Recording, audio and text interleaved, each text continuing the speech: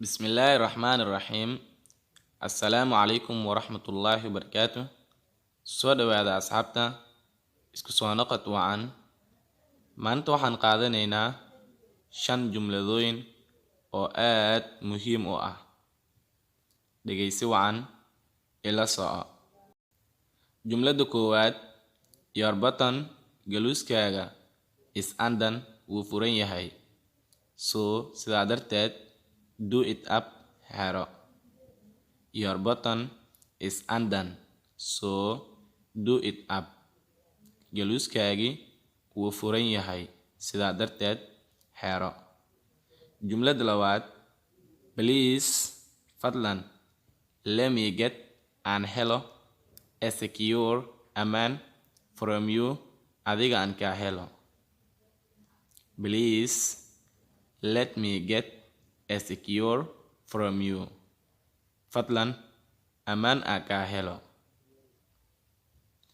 jumlada saddexaad, you really enjoy, dhabtii waad ku raaxaysataa, talking to me, inaad aniga ila hadasho.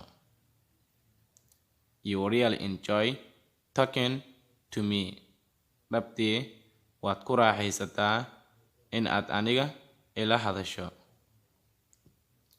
jumlada afaraad, I wanna, waxaan rabaa, give you, inaan ku siiyo a goodbye kiss, shumis, macsalaamis.